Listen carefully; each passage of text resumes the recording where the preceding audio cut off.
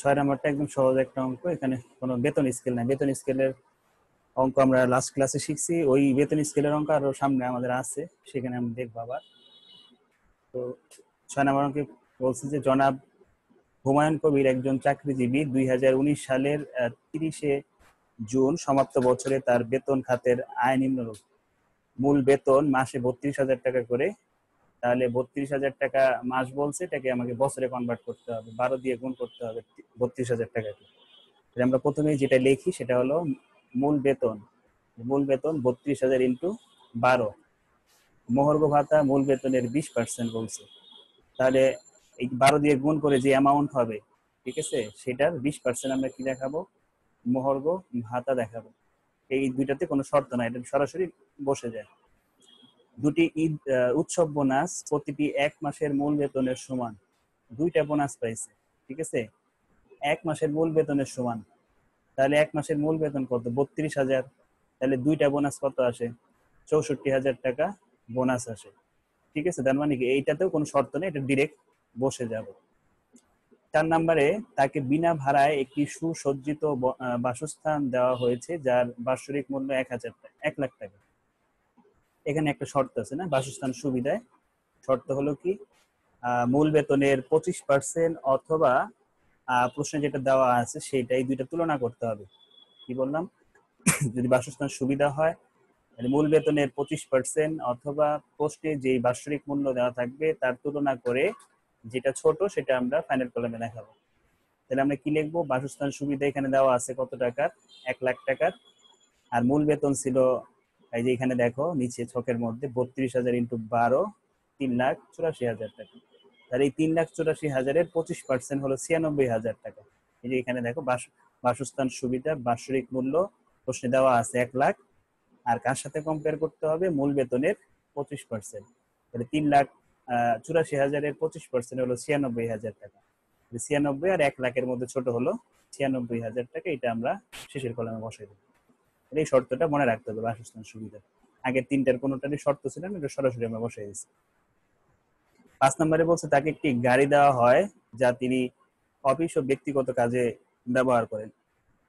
তাহলে এই বাসস্থান কি যানবাহন সুবিধা দিছে না, যানবাহন সুবিধাতে শর্ত কি, মূল বেতনের 5% অথবা কি 60,000 টাকা, হ্যাঁ, যেটি বড়, এটা শর্তটা মুখস্থ করতে হবে। যানবাহন যদি সুবিধা দেয় তাহলে মূল বেতনের 5% অথবা 60,000 টাকা, যেটি বড় সেটা আমরা ফাইনাল কলামে বসাবো। তাহলে 60,000 টাকার সাথে কম্পেয়ার করবো কার, মূল বেতনের 5%। মূল বেতন হলো 3,84,000 টাকা, তার 5% হলো 19,200 টাকা। তাহলে 19,200 এবং 60,000-এর মধ্যে বড় হলো 60,000, এই জন্য 60,000 টাকাটা আমরা বসিয়ে দিচ্ছি। চিকিৎসা ভাতা মাসিক 1,000 টাকা করে, ঠিক আছে। চিকিৎসা ভাতা মাসে 1,000 টাকা করে হলে 12 মাসে কত হবে, 12,000 টাকা হবে। চিকিৎসা ভাতাও একটা শর্ত আছে।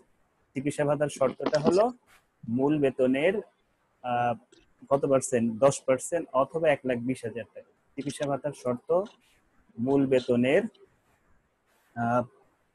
10% অথবা 1,20,000 টাকা।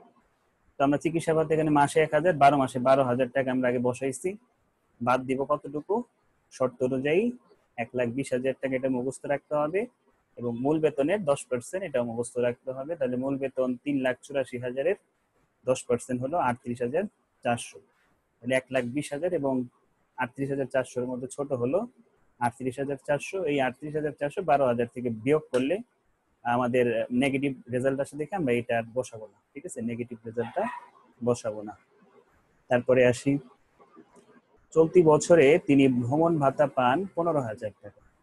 ভ্রমণ ভাতা 15,000 টাকা বলছে, তাহলে 15,000 টাকা কি দেখাবো আমরা, সম্পূর্ণ অকরধার্য দেখাবো, ঠিক আছে। ভ্রমণ ভাতাটা সম্পূর্ণ অকরধার্য দেখাবো, এটা পরে লেখা হয়েছে, এই যে ভ্রমণ ভাতা অকরধার্য সম্পূর্ণ, ঠিক আছে। 15,000 থেকে 15,000 বাড়ছে, কারণ ভ্রমণ ভাতাটা আমরা ধরে নিব যে এটা অফিসের প্রয়োজনে ভ্রমণ ভাতা দেওয়া হয়েছে, ঠিক আছে। অফিসের কোনো কাজের জন্য সে কোথাও গেছে, সেই জন্য তাকে 15,000 টাকা দেওয়া আছে, কারণ এখানে স্পষ্ট বলা নাই এই ভ্রমণ ভাতাটা তার নিজের ভ্রমণের জন্য দিচ্ছে নাকি ব্যবসায়িক কোনো প্রয়োজনে সে টাকাটা পাইছে, সেইটা এখানে উল্লেখ করা নাই। সেই ক্ষেত্রে আমরা ধরে নিব যেটা ব্যবসায়িক প্রয়োজনে ভ্রমণ ভাতা পাইছে 15,000 টাকা, ঠিক আছে। এবং ব্যবসায়িক প্রয়োজনে হওয়ার কারণে এটা কি করতে হবে, সম্পূর্ণ অপরিহার্য দেখাতে হবে। এই জন্য এই যে টিকা নাম্বার দিচ্ছে, আমরা এখানে টিকায় যে এটা লিখবো, টিকা নাম্বার হবে এটা 2, হ্যাঁ এটা 1, টিকা 2 হবে, ঠিক করে দিই 2 নাম্বার টিকা, এটা আমরা বলে দিছি।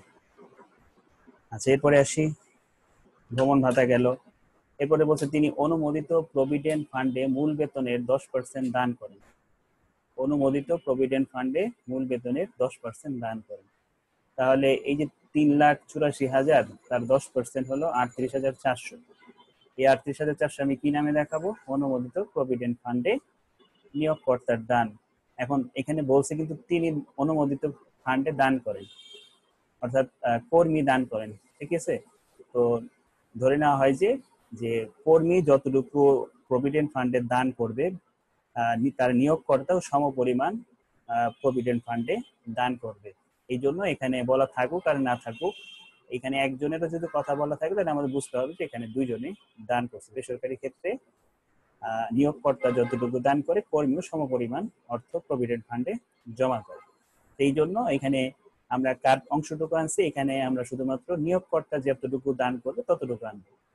তাহলে 10% দান করছে কর্মী, এখানে তিনি বলছে, আর তার মানে বুঝতে হবে কি আমাদের নিয়োগকর্তা এখানে 10% দান করছে, তাহলে ওই 10% টাকা আমরা এখানে দেখাইছি। দেখছি কি অনুমোদিত ভবিষ্যৎ তহবিলে নিয়োগকর্তার দান 3,84,000-এ 10% 38,400 টাকা। এরপর সুদের ব্যাপারে, আয় বর্ষে তিনি 12.5% হারে উক্ত ফান্ড থেকে সুদ পান 5,000 টাকা, ঠিক আছে। তো সুদের হার দেওয়া আছে 12.5% এবং 5,000 টাকা দেওয়া আছে। তো আমরা প্রথমে এটা লিখবো অনুমোদিত প্রভিডেন্ট ফান্ডের সুদ 5,000 টাকা, সেটা আমরা লিখলাম, ঠিক আছে। এরপরে আমরা বাদ দিব সম্পূর্ণ অকরধার্য, অকরধার্য সম্পূর্ণ, অর্থাৎ যা টাকা আছে পুরোটাই আমরা বাদ দিচ্ছি।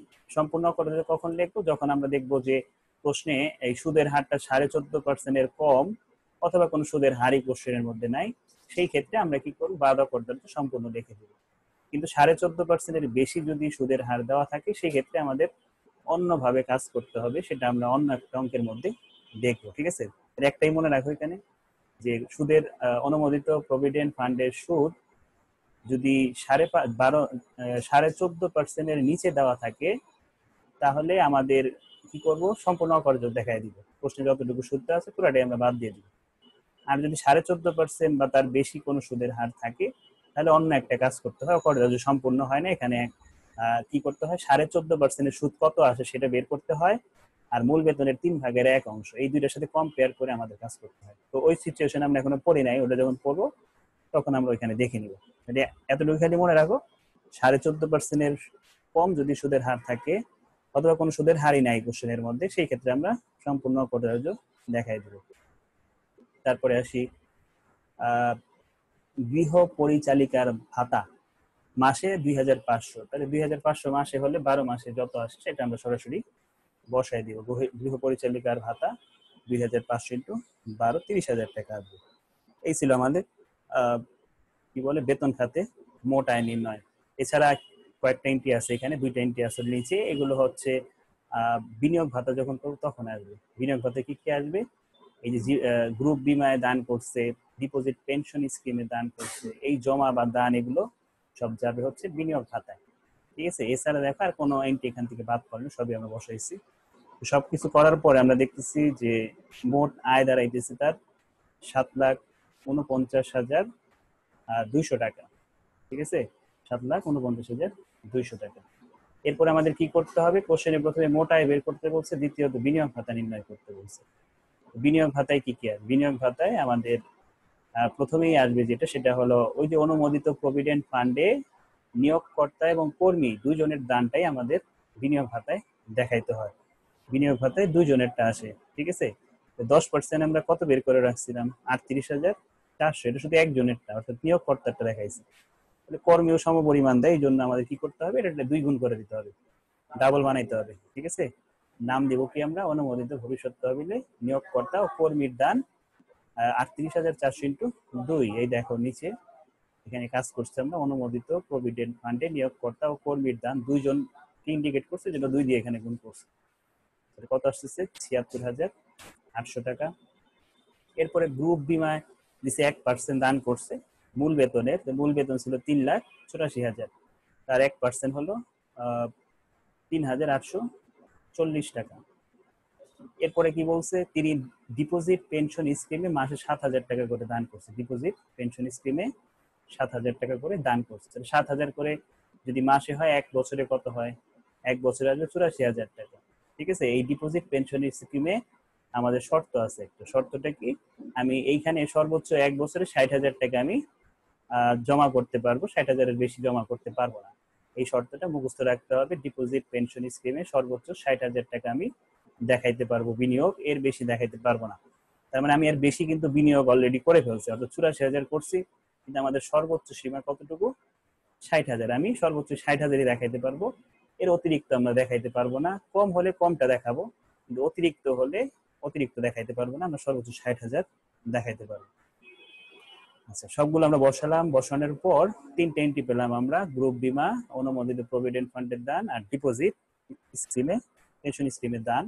এই সব মিলে হচ্ছে আমাদের প্রকৃত বিনিয়োগ। মানে অ্যাকচুয়ালি আমরা কত টাকা বিনিয়োগ করছি? ১,৪০,৬৪০ টাকা। আর খ নাম্বারে কি করি আমরা? অনুমোদিত ভবিষ্যৎ তহবিলে নিয়োগকর্তার দান ও সুদ ব্যতীত মোট আয়ের 25% করি। তাহলে আমরা মোট আয় পাইছিলাম কত? 7,49,200 টাকা। এই 7,49,200 টাকা থেকে বিয়োগ করব নিয়োগকর্তার দান ব্যতীত, বলছি না, নিয়োগকর্তার দান ব্যতীত। নিয়োগকর্তা দান করছে 38,400 টাকা।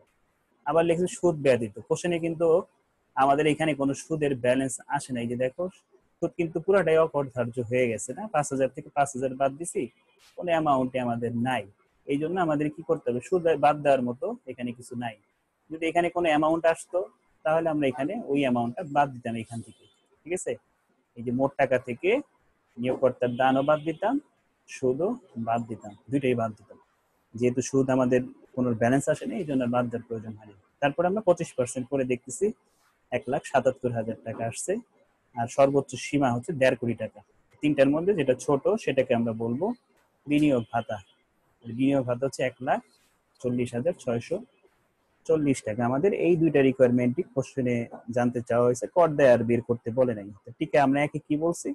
মনে করা হলো 14.5% হারে নির্ণীত সুদ মূল বেতনের 3/1 চেয়ে বড়। অথবা তুমি লিখতে পারো যে, ধরে নেওয়া হলো যে প্রশ্ন তো লেখাই আছে না, 5.5% হারে নির্ণীত সুদ বলছে, তো তুমি প্রশ্নে লিখতে পারো যে সুদের হার 12% হারে নির্ণীত বিধায় এটি সম্পূর্ণ অকরধার্য ধরা হলো। ঠিক আছে, এইভাবে লিখতে পারো।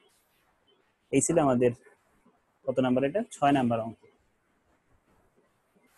এরপরে আমরা 7 তো আমরা আগেই করছি, বন্ধের আগেই করছি। 7 নাম্বারটা সরকারি কর্মকর্তার অঙ্ক ছিল। এখন 8-এ যাব। 7 হয়েছে না? হ্যাঁ হয়েছে। 7 আর 6 সেম ছিল। 7-এ ছিল হচ্ছে সরকারি, আর 6 হচ্ছে বেসরকারি কর্মকর্তা। আমরা এখন 8 দেখবো। 8 নাম্বার অঙ্ক।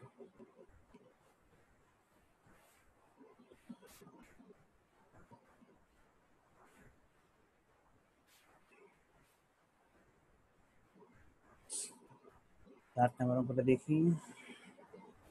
জনাব মনির আহমেদ একটি কোম্পানিতে চাকরি করেন। 2018-19 আর্থিক বছরে তিনি নিয়োগকর্তার নিকট হতে নিম্নোক্ত আয়সমূহ অর্জন করেন। প্রথমে বলছে মূল বেতন মাসিক 50,000 টাকা।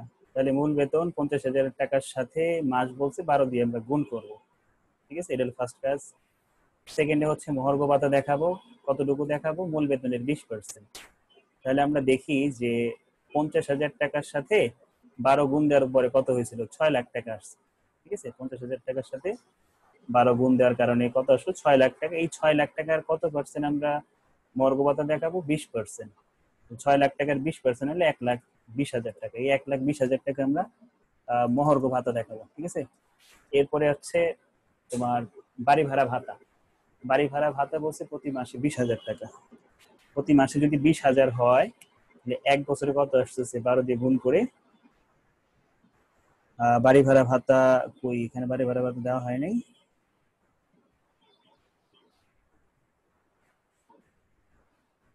ও, শেষে চলে গেছে, যাই হোক সমস্যা নেই।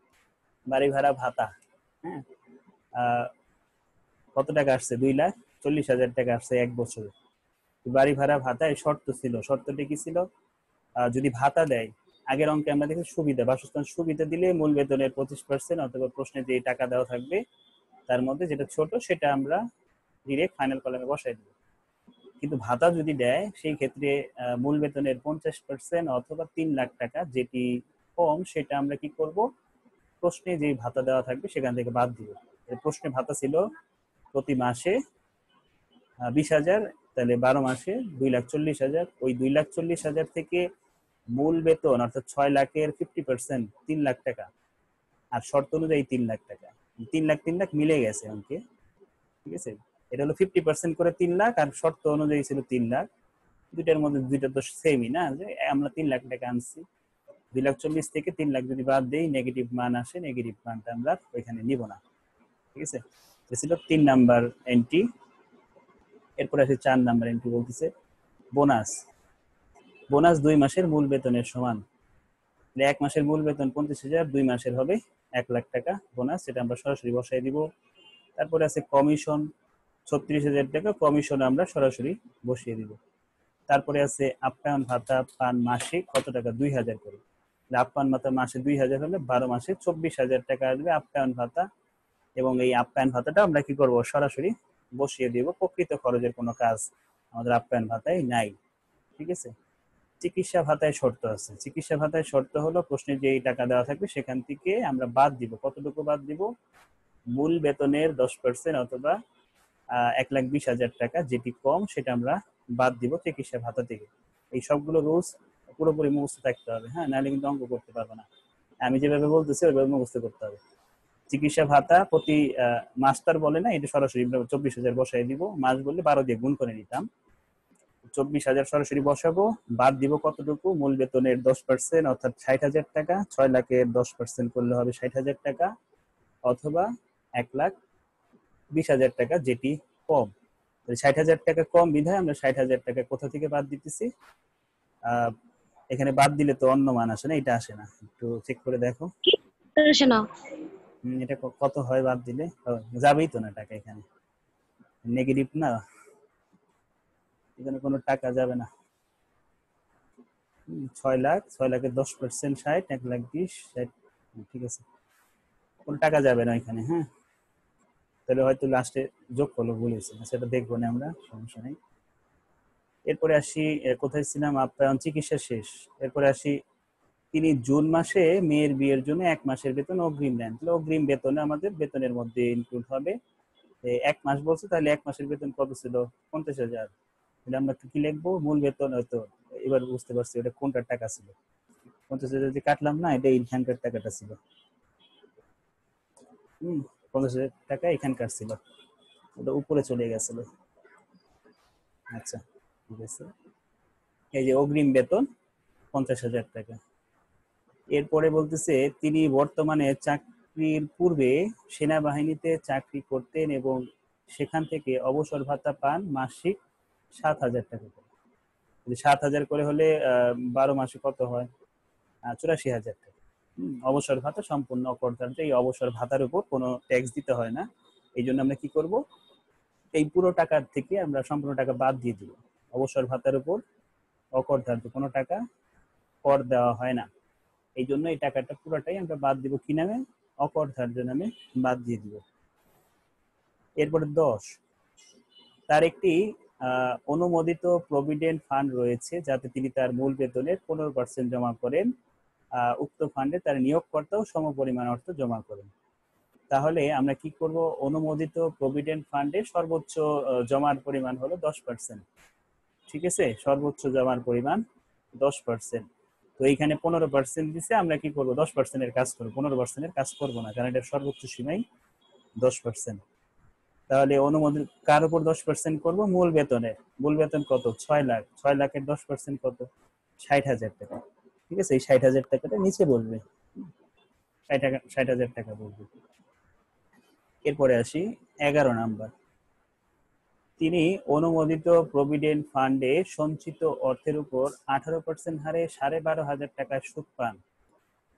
ঠিক আছে, তাহলে আমরা কি লিখবো? প্রথমেই অনুমোদিত প্রভিডেন্ট ফান্ডের সুদ 12,600, এটা আগে লিখবো। দেখো এখানে লিখছি, এটা অনুমোদিত ভবিষ্যৎ তহবিলের সুদ বা প্রভিডেন্ট ফান্ডের সুদ কত? 12,600। আমরা বলছিলাম কি, যদি পোস্টে কোনো সুদের হার উল্লেখ না থাকে, সরাসরি সুদ দেওয়া থাকে, অথবা 14.5% হারের নিচে কোনো সুদের হার থাকে, সেই ক্ষেত্রে আমরা সম্পূর্ণ অকর্তব্য দেখাই দিচ্ছি আগের অঙ্কটায়। কিন্তু এইখানে দেখছো, এখানে কিন্তু 14.5-এর উপরে একটা রেট দেওয়া আছে। 14.5 বলতেছি বারবার, এটা মুখস্থ করতে হবে। এটা রুলস এর মধ্যে আছে যে 14.5% হারে নির্ণীত সুদ, অর্থাৎ এই যে 12,600, এটা কত পার্সেন্ট হারে তৈরি করা হয়েছে? 18%। অর্থাৎ একটা নির্দিষ্ট পরিমাণ অ্যামাউন্টের উপর 18% করার পরে সুদ আসছে 12,600। তোমাকে এখন এটাকে কনভার্ট করতে হবে 14.5%-এর সুদ, তাহলে কত আসে? ঠিক আছে, 18%-এর সুদ যদি 12,600 হয়, তাহলে 1%-এ কত? 14.5%-এ কত? ঐকিক নিয়ম করেও করতে পারো, অথবা আর একটা টেকনিক আমি দেখাই দিব। ঐকিক নিয়মটাই শর্টকাটে আমি দেখাই দিব। ওইভাবে করে তুমি কি করবা, যে এই সুদটাকে 14.5-তে কনভার্ট করবা। এখন আছে 18-তে, তাহলে 14.5-তে কনভার্ট করার পর তার সাথে তুলনা করতে হবে মূল বেতনের 3/1 অংশ। মূল বেতনের 3/1 অংশ। তাহলে তুমি এই 14.5%-এর যে সুদটা পেলা, তার সাথে মূল বেতনের 3/1 অংশ তুলনা করার পর যেটা ছোট হবে, সেটা এই 12,600 থেকে বাদ দিবা। বুঝতে পারছো বিষয়টা? আমরা এখন এটা কিভাবে করবো? এই যে 12,600 যখন বানাইছি, তখন একটা অ্যামাউন্টের সাথে এটা কি করছি? আমরা গুণ করছি নাকি? আমরা যেমন সুদ বের করি, তখন কি করি? একটা মূল অ্যামাউন্টের সাথে মেন টাকার সাথে 18% করার পরে কি করছি? 12,600 পেয়েছি। আর ওই মূল টাকাটা কত, সেটা বের করার জন্য কি করতে হবে? উল্টা কাজ করতে হবে, অর্থাৎ ভাগ করতে হবে। তখন করছি গুণ, এখন করবো ভাগ। অর্থাৎ 12,500 টাকা, 12,600 টাকাকে 18% দ্বারা যদি আমি ভাগ করি, তাহলে আমার আসল টাকাটা বের হবে, অর্থাৎ কার উপর আমি পার্সেন্টেজ করছি না। আর তার সাথে আমি গুণ করবো কত? 14.5 দিয়ে। ঠিক আছে, 14.5%। এই কাজটা এখানে দেখানো হয়েছে। দেখো, বাদ অকর ধার্য কতটুকু? 14.5% হারে নির্ণীত সুদ, অর্থাৎ 14.5%-এর সুদ কত আছে সেটা বের করছে কিভাবে? 12,600-কে 18 দিয়ে ভাগ 14.5 দিয়ে গুণ করে পাইছি কত? 10,150 টাকা। অথবা কি, মূল বেতনের 3/1 অংশ। মূল বেতন ছিল 6 লাখ, তার 3/1 অংশ হলো 2 লাখ। তাহলে এই 2 লাখ এবং 10 লাখ, 10,150-এর মধ্যে ছোট হলো 10,150। তাহলে 12,600 থেকে 10,150 বাদ দিছি, সেটা আমরা পেলাম কি? 2,450 টাকা হলো সুদ বের হলো, সবকিছু হিসাব করে। ঠিক আছে, এই দুইটা শর্ত মনে রাখবা। স্যার, এই যে অনুমোদিত ভবিষ্যৎ তহবিলের দান কি সবসময় 10% ধরবো? স্যার, হ্যাঁ, কম থাকলেও 10, বেশি থাকলেও না 10? না, কম থাকলে কমটাই, বেশি থাকলে ও 10 মানে 10-এর উপরে যাওয়া যাবে না? না। ঠিক আছে, এই আর 2 লাখ কিভাবে আসলো? 2,06,000, এই যে মূল, এখানে লিখছি কি, মূল বেতনের 3/1 অংশ। মূল বেতন কত? 6 লাখ। 6 লাখকে 3 ভাগ করলে কত হয়? 2 লাখ আসে। ঠিক আছে, 2 লাখকে আমাদের 3/1 তো এটা ভাই শর্ত প্রযোজ্য না?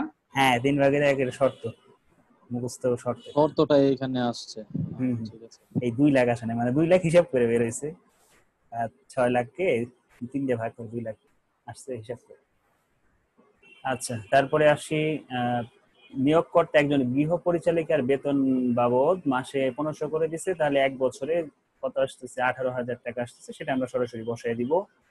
গ্র্যাচুইটি, গ্র্যাচুইটি আমরা কি শিখছি? সম্পূর্ণ অপরিহার্য। 3,20,000 টাকা গ্র্যাচুইটি লিখছি, বাদ অপরিহার্য সম্পূর্ণ, অর্থাৎ পুরো টাকাটাই বাদ দিব। ঠিক আছে, এরপরে আসি কি বলছে, যানবাহন ভাতা। যানবাহন ভাতা কত? 36,000 টাকা। তাহলে যানবাহন ভাতায় শর্ত ছিল, সুবিধায় একটা শর্ত আর ভাতা দিলে আর এক শর্ত। সুবিধায় একটু আগে আমরা কি শিখে আসছি? সুবিধা দেওয়া থাকলে সেক্ষেত্রে কোনো নর্মালি টাকা দেওয়া থাকে না। টাকা থাকলে সেটা আমরা বলি সুবিধা প্লাস টাকা, দুইটাই দিছে। যে সুবিধার মধ্যে আবার 2টা শর্ত ছিল, যখন আমরা নিয়ম বুঝাইছিলাম। টোটাল 3টা শর্ত শিখছিলাম যানবাহন ভাতা এবং সুবিধায়। সুবিধায় 2টা ছিল আর ভাতায় একটা ছিল। তো সুবিধার ক্ষেত্রে আমরা শিখছিলাম কি, একটু আগে যে অঙ্কটা করলাম, মূল বেতনের 5% অথবা 60,000 টাকা, যেটি বড় সেটা আমরা সরাসরি বসাই দিতাম। ঠিক আছে, কিন্তু যদি ভাতা দেয় সেই ক্ষেত্রে কি হবে, প্রশ্নে যে ভাতা আছে সেটাতে বসবে প্রথমেই ফার্স্ট কলামে, সেখান থেকে আমরা বাদ দিব মূল বেতনের কত পার্সেন্ট, মূল বেতনের তো না, এটা হবে ডিরেক্ট 60,000 টাকা, সরি 60 না 30 ছিল, 60টা হলো তোমার সুবিধা দিলে, হ্যাঁ। আর যদি ভাতা দেয় সেক্ষেত্রে 30,000 টাকা, ভাতার ক্ষেত্রে 30,000 টাকা। তাহলে 36,000 থেকে 30,000 বাদ দিছি, আমরা পাইছি কত, 6,000 টাকা। আর বাড়ি ভাড়া ভাতা তো আমরা একটু আগেই দেখেন সবগুলো কিন্তু বসায় ফেলছি। আমাদের চাইছে শুধুমাত্র উপরোক্ত তথ্য হতে জনাব আহমেদের বেতন খাতে আয় সমূহ নিরূপণ করে, শুধুমাত্র বেতন খাতে আয় বের করতে বলছে, আর কিছু বের করতে বলে নাই। ঠিক আছে, বুঝতে পারছো সবাই? এই অঙ্কটার মধ্যে শুধু একটা কাজই ছিল, এখানে 30,000 পাইলাম কইতে ভাই? 30,000 মুখস্থ। শর্ত প্রযোজ্য। ঠিক আছে, ভাতা দিলে 30, যাতায়াত ভাতায় 30, আর সুবিধায় 60,000, 60 বা 5% মধ্যে যেটা বড় সেটা। ভাই মেইন হচ্ছে শর্তগুলো। হ্যাঁ, শর্ত একটু মুখস্থ, এই চ্যাপ্টারটা একটু শর্ত বেশি অন্যান্য থেকে, এটার মধ্যে খালি একটু শর্ত বেশি।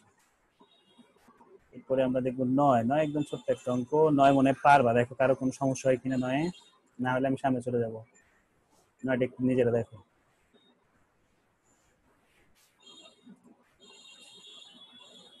কারো মনে হয় না কোনো সমস্যা হবে, এই নিয়মে করাইছে অনেক, এটা ছোট অঙ্ক, পার্ট বি এর অঙ্ক।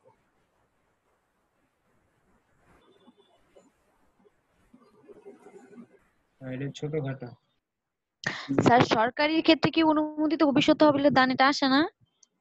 এর সরকারি কিন্তু সবই তো আছে না। ঠিক আছে, সরকারি ক্ষেত্রে শুধু মূল বেতন আর উৎসব বোনাস ছাড়া আর কিছু আসে না। সরকারি ক্ষেত্রে মূল বেতন এবং উৎসব বোনাস ছাড়া আর কোনো অ্যামাউন্টই আসবে না, সবই অপরিহার্য হয়ে যাবে। নিচে টিকার মধ্যে সেটা লিখে দিছি।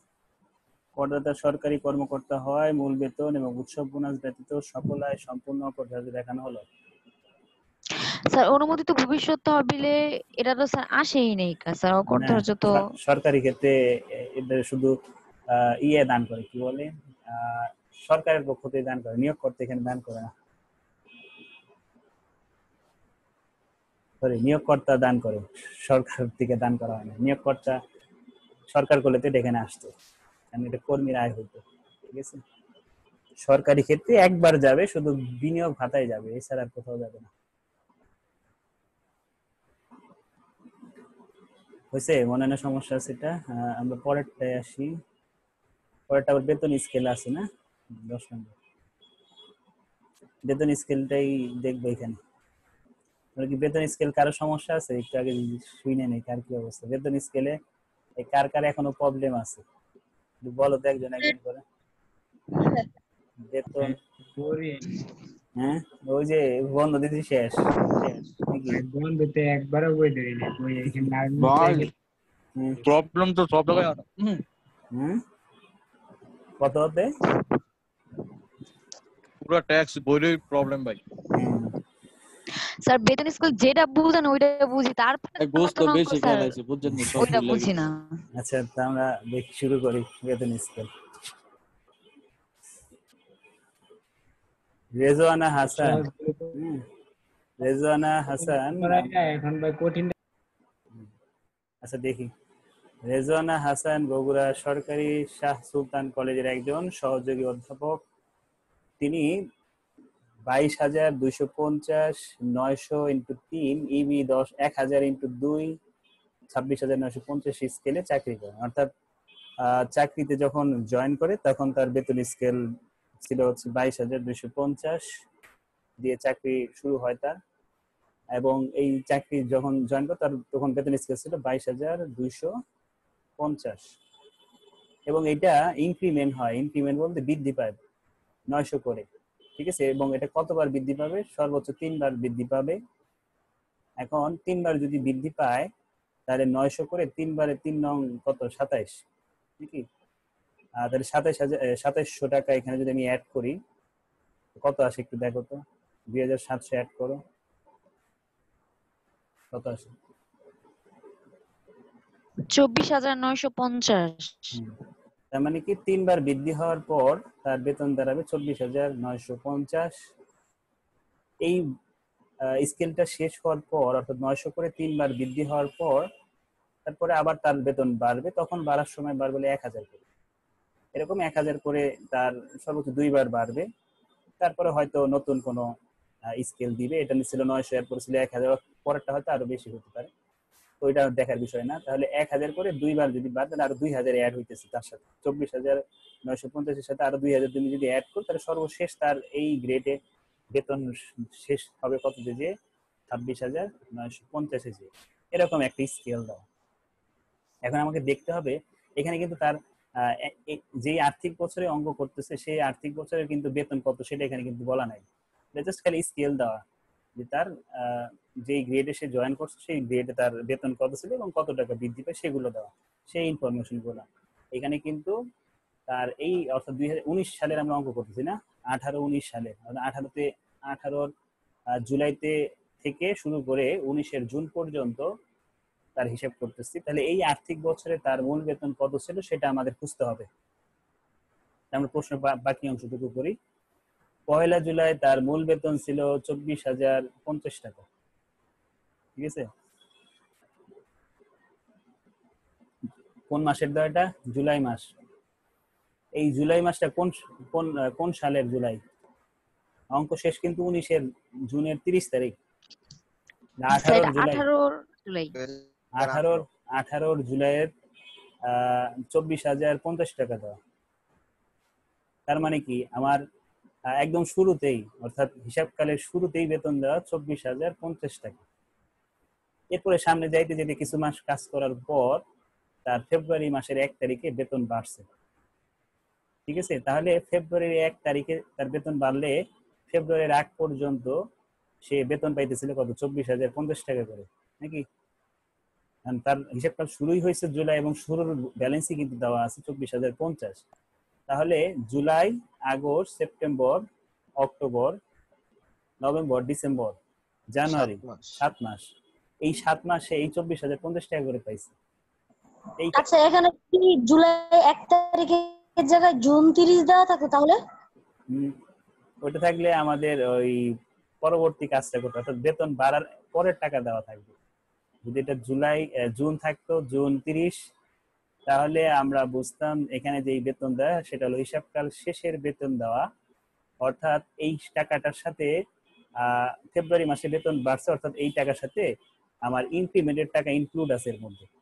হিসাবকাল শেষে যদি কোনো টাকা দেওয়া থাকে তাহলে বুঝতে হবে সেটার মধ্যে ইনক্রিমেন্টের টাকা ইনক্লুড আছে। ইনক্রিমেন্টের টাকা বাদ দিয়ে তোমার যখন বাড়ছিল তার আগে কত ছিল সেটা বের করতে হবে। কিন্তু এই কোশ্চেনটার মধ্যে আমাদের একদম শুরুর ব্যালেন্স দেওয়া, অর্থাৎ হিসাবকাল শুরুর ব্যালেন্স, অর্থাৎ ইনক্রিমেন্ট এখন এটাতে ইনক্লুড হয় না। ইনক্রিমেন্টটা আমাদের অ্যাড করতে হবে। ইনক্রিমেন্ট বলতে যে 900 বা 1000 করে যে বাড়ছে সেটা আমাদের এটার সাথে অ্যাড করতে হবে। কখন অ্যাড করতে হবে? ফেব্রুয়ারির 1 তারিখ থেকে। তাহলে ওই 7 মাস, ফেব্রুয়ারির আগের যে 7 মাস, সেই 7 মাস সে 24,050 টাকা করে পাইছে। ঠিক আছে, তাহলে এই কাজটা আমরা এখানে প্রথমে দেখাইছি যে ছকের মধ্যে আসি সবাই। মূল বেতন 2018 সালের জুলাই হতে 2019 সালের জুন পর্যন্ত সে 24,050 টাকা করে 7 মাস বেতন পাইছে 1,68,350 টাকা। ঠিক আছে, এটা হলো প্রথম 7 মাস বেতন বৃদ্ধির আগে। এরপরে ফেব্রুয়ারির মাসের 1 তারিখে বেতন বাড়ছে এবং হিসাবকাল শেষ হলো জুন মাস। তাহলে ফেব্রুয়ারি, মার্চ, এপ্রিল, মে, জুন কয় মাস? 5 মাস। এই 5 মাস সে কত টাকা পাবে? এই 5 মাস সে কত টাকা পাবে সেটা কিভাবে আইডেন্টিফাই করব? আমার বেতন তো বলছে ফেব্রুয়ারির 1 তারিখে বাড়ছে না, তাহলে এটার সাথে আমার ইনক্রিমেন্টের টাকা অ্যাড করতে হবে। এখন ইনক্রিমেন্ট কোনটা ধরবো আমি? 90 টাকা, 900 টাকা ধরবো নাকি 1000 টাকা ধরবো? বলো তো, কেউ বলতে পারবা? নিচেরটা দেখে আবার বলে ফেলো না, বললেও বলতে হবে কেন এটা হইলো।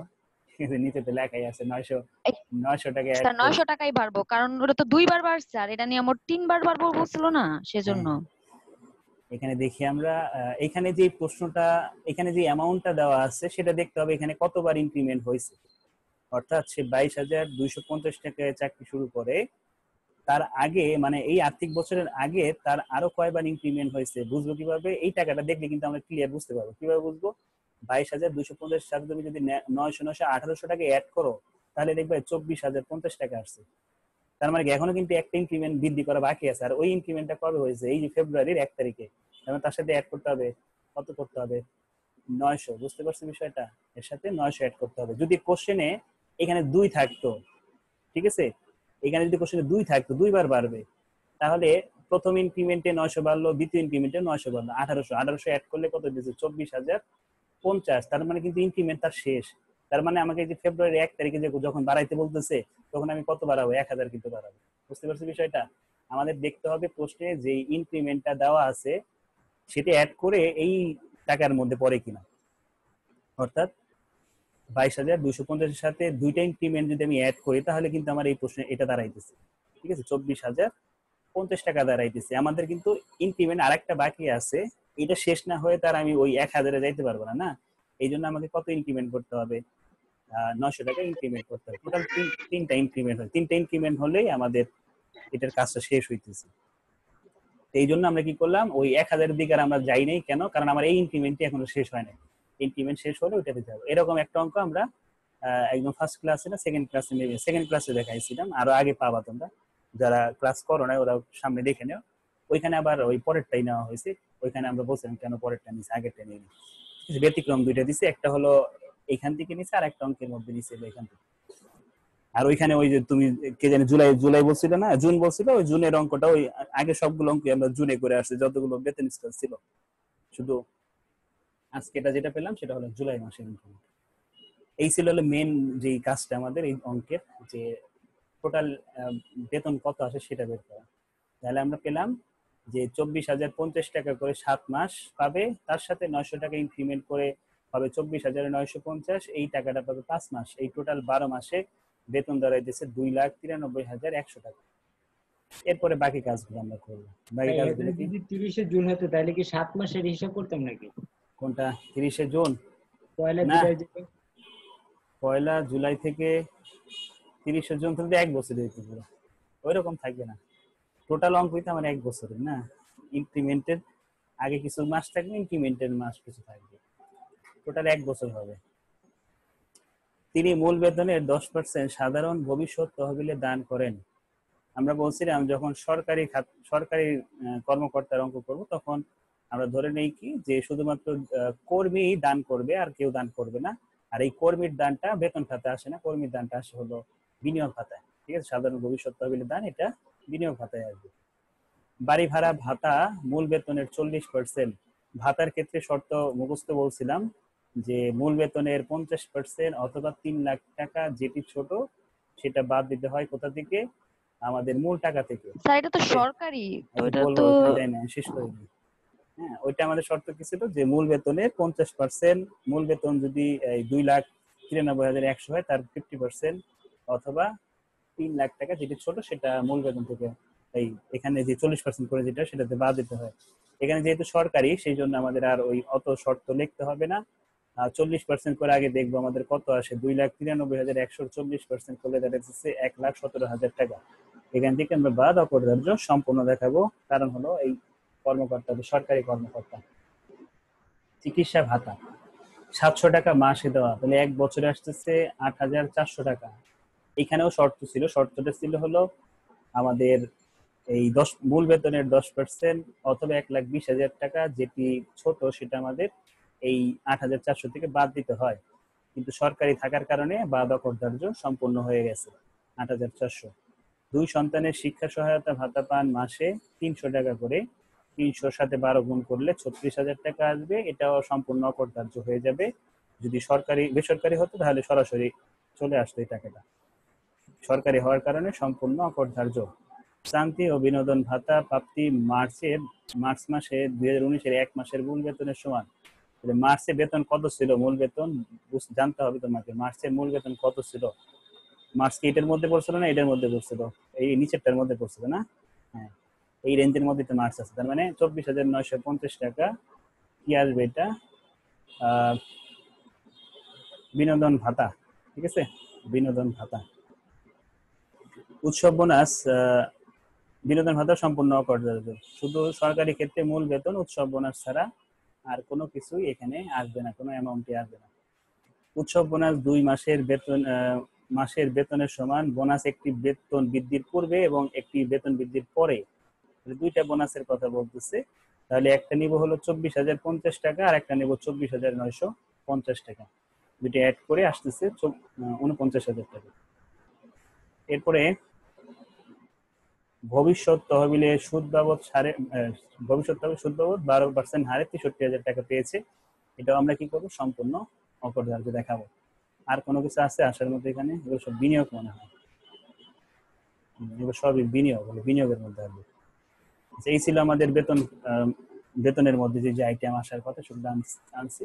দেখো এই যে দুইটা ছাড়া আর কোনো কিছু কিন্তু আসে নাই, মূল বেতন আর উৎসব বোনাস দুটো যোগ করে আসছে 3,42,100 টাকা। এরপরে যাব বিনিয়োগ ভাতায়। তো বিনিয়োগ ভাতায় কি কি আসে? বিনিয়োগ ভাতা আমাদের করতে হবে, কারণ আমাদের কোশ্চেনে কর দায় নির্ণয় করতে বলছে এবং বিনিয়োগ ভাতার এন্ট্রিগুলো এখানে দেওয়া আছে, সেই জন্য আমাদের বিনিয়োগ ভাতা করে নিতে হবে। প্রথমে আসবে কল্যাণ তহবিলে মাসে 50 টাকা এবং যৌথ বিমায় মাসে 40 টাকা হারে জমা দেন। তাহলে লিখবো কল্যাণ তহবিলে জমা 50 ইন্টু 12 আর যৌথ বিমায় জমা 40 ইন্টু 12, সরাসরি আমরা বসাই দিব। সঞ্চয়পত্র কয়, এটা সরাসরি বসাবো। ছেলে মেয়ের শিক্ষা খরচ, এটা আসবে না, কারণ এটা সরকার অনুমোদন দেয় নাই।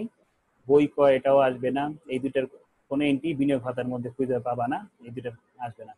জীবন বীমা আছে না, জীবন বীমা একদম শুরুতেই আছে আমাদের চার্টের মধ্যে। জীবন বীমা শর্তটা কি ছিল? প্রিমিয়াম এবং বীমা মূল্যের 10%। প্রিমিয়াম 7,000 আর বিমা মূল্যে 10% করলে আসবে 10,000। তাহলে 7,000 এবং 10,000-এর মধ্যে বড়কে ছোটকে 7,000টা আমরা আনবো। আমাদের শর্ত ছিল জীবন বীমায় প্রিমিয়াম এবং বিমা মূল্যের 10% করে যেটা ছোট হয় সেটা আমাকে বিনিয়োগ ভাতায় দেখাইতে হয়। 7 এবং 10,000-এর মধ্যে ছোটকে 7,000। দেখো 7,000 দেখাইছেন না।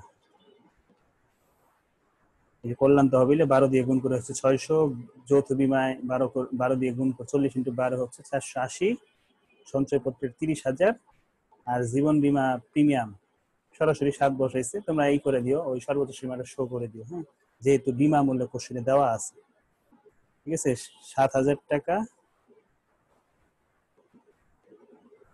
আর সর্বোচ্চ সীমা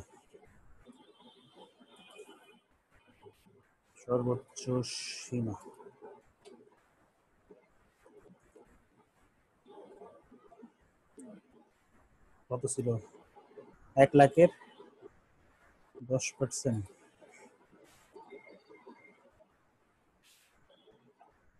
1,00,000-এর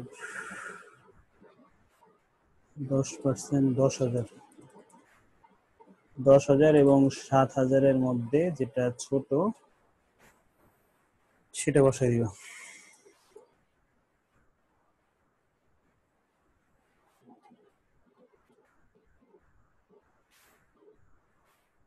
ঠিক আছে, জীবন বীমা 7,000 আর সর্বোচ্চ সীমা হলো এই যে বিমা মূল্য 1,00,000, 10% করে 10,000, ছোট হলো আমাদের কোশ্চেনে 7,000। এরপরে আসি কি ছিল? ডিপোজিট পেনশন স্কিমের দান 1,000 করে মাসে, তাহলে 12 মাসে 12,000 টাকা। এখানেও শর্ত ছিল, এখানে শর্ত হলো সর্বোচ্চ তুমি 60,000 টাকা ডিপোজিট পেনশন স্কিমে দেখাইতে পারবা। 12,000-এর সাথে 60,000 কম্পেয়ার করলে কি আসে? 12,000 আসে। 12,000 ছোট, এই কাজটা এখানে করে দেখানো হয়েছে। ডিপোজিটের জমা 12,000 আর মানে সর্বোচ্চ হলো 60,000, ছোটকে 12,000 ছোট, এটা আসছে। এই পুরো অঙ্কের মধ্যে আমাদের শুধু একটা এন্ট্রি কিন্তু বড়টা আসে, সেটা কি? চিকিৎসা যানবাহন ভাতা না, যানবাহন সুবিধায় যে 60,000 টাকা, ওইটা শুধু বড়টা আসে, আর বাকি সব ক্ষেত্রে ছোটটা আসতেছে। তিনি বাংলাদেশ ফুটবল ফেডারেশনে 20,000 টাকা দান করেন। বাংলাদেশ ফুটবল ফেডারেশনের দান, এটা সরকার অনুমোদন দেয় নাই, এটাও আসবে না। তাহলে এখান থেকে আমার 3টা এন্ট্রি আসতেছে না, কোথাও যাবে না। ছেলে মেয়ের শিক্ষা খরচ, বই ক্রয় আর বাংলাদেশ ফুটবল ফেডারেশনের দান, 3টা কোথাও যাবে না। তারপরে আমাদের আর কিছু বাদ ছিল, আর একটা বাদ ছিল এই যে এখানে উপরে, তিনি মূল বেতনে 10% সাধারণ ভবিষ্যৎ তহবিলে দান করেন। তাহলে মূল বেতন ছিল 2,93,100, তার 10% করে আসবে 29,310 টাকা মেবি। দেখো এই যে, ঠিক আছে, সবগুলো বসানোর পর যোগ করে আমাদের দাঁড়াইতেছে 79,390 টাকা। আর মোট আয়ের 25%, মোট আয় ছিল হচ্ছে 3,42,100 টাকা, তার 25% 85,525 টাকা। আর সর্বোচ্চ সীমা হচ্ছে 1.5 কোটি টাকা, তিনটার মধ্যে যে ছোট, অর্থাৎ ক খ গ এর মধ্যে ছোট কে ৭৯,৩৯০ টাকা ছোট, এটা আমরা এখানে দেখাবো। সর্বশেষ হচ্ছে কর দায় নির্ণয়। এখন প্রশ্ন হলো আমাদের এই যে নামটা দেওয়া, এই নামটা কি ছেলের নাম মেয়ের নাম? রেজওয়ানা হাসান ছেলে না মেয়ে? মেয়ে।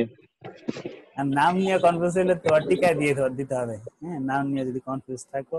ভাই এটা মাইয়া, বুঝছেন নি? মেয়ে না মাইয়া, বুঝছেন? আচ্ছা, নামে এত গ্যাঞ্জাম কে ভাই? নামে যদি কোনো সমস্যা থাকে যে ছেলে না মেয়ে, তোমরা টিকা দিয়ে দিও। হ্যাঁ, যেটাই ধরো না কেন। তা আমরা মেয়ে হিসেবে ধরে নিচ্ছি, মেয়ে এটা রেজওয়ানা হাসান।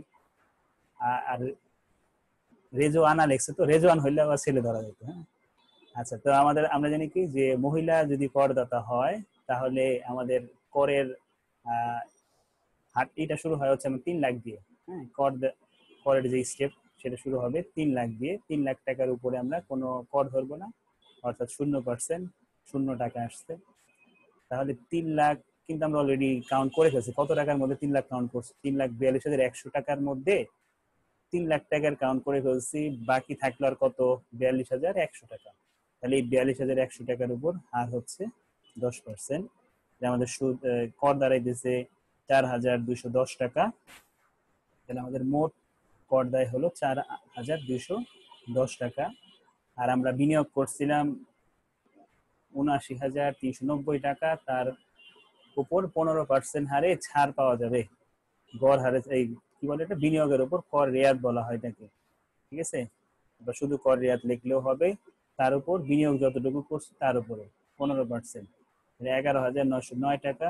তাহলে খেয়াল করে দেখি যে 4,210 টাকা থেকে আমরা যদি 11,909 টাকা বাদ দেই, তাহলে আমাদের রেজাল্টটা কিন্তু নেগেটিভ হয়ে যায়। ঠিক আছে, যেহেতু আমাদের করদাতার করযোগ্য সীমা অতিক্রম করেছে, অর্থাৎ যেহেতু মহিলা, আর মহিলার করযোগ্য সীমা হচ্ছে 3 লাখ। 3 লাখ অতিক্রম করলেই তাকে ট্যাক্স অবশ্যই দিতে হবে। ঠিক আছে, তো ওই করেরটা কি সবসময় বিনিয়োগ ভাতার উপরে হবে? হ্যাঁ হ্যাঁ, তাহলে আমরা কি বললাম যে করযোগ্য সীমা অতিক্রম করলেই তাকে ট্যাক্স দিতে হবে। করযোগ্য সীমা অতিক্রম না করলে তাকে 1 টাকাও কর দিতে হবে না। অর্থাৎ কোশ্চেনে যদি 2,99,999 টাকা থাকতো তাহলে তাকে কোনো কর দিতে হইতো না। যেহেতু 3 লাখ তার সীমাকে স্পর্শ করছে, তাই সেটা আমাদের কি করতে হবে? অবশ্যই ট্যাক্স দিতে হবে। এখন হিসাব করে দেখছি আমাদের নেগেটিভ আসছে। নেগেটিভ আসলে আমাদের কি করতে হবে? সর্বনিম্ন 4,000 টাকা বা 3,000 টাকা এরকম, বা 5,000 টাকা এরকম দেখাবো। কখন 3,000, কখন 4,000, কখন 5,000 দেখাবো সেটা আমরা ফার্স্ট লেকচারে বলে দিছি। ঠিক আছে, ফার্স্ট লেকচারে একটু দেখে নিও। তো আমরা ধরে নিছি যে কি, যেহেতু করদাতা করযোগ্য সীমা 3 লাখ টাকা মহিলা অতিক্রম করেছে, তাই তার কর দায় সর্বনিম্ন 4,000 টাকা। এটা কি হিসেবে ধরে নিচ্ছি? আমরা ধরে নিচ্ছি যে এটা অন্যান্য সিটি কর্পোরেশনে, ঠিক আছে, ঢাকা আর চট্টগ্রামে মনে হয় 5,000 ছিল, আর অন্যান্য সিটি কর্পোরেশনে ছিল 4,000 টাকা, আর গ্রাম এলাকায় হলে 3,000 টাকা সর্বনিম্ন আমরা কর ধরি। ঠিক আছে, তো তুমি কেন 4,000 দিচ্ছ সেটা লিখে দিতে হবে। আর যে সবগুলো করদাতা দেখাচ্ছ সেটা আমরা এখানে লিখছি, যেহেতু করদাতা সরকারি কর্মকর্তা, এই জন্য বোনাস এবং মূল বেতন ছাড়া আর কোনো কিছু এখানে আসতেছে না। এই ছিল আমাদের 10 নম্বর অঙ্ক। ঠিক আছে, আমাদের আর যে কয়টা অঙ্ক আছে সেটার মধ্যে আমরা একটা কাজ দিই। 11 নম্বরটা বাড়ির কাজ থাকবে। হ্যাঁ, 11 বাড়ির কাজ। আর কিছু দেওয়ার আছে, আর একটা দিব শেষে।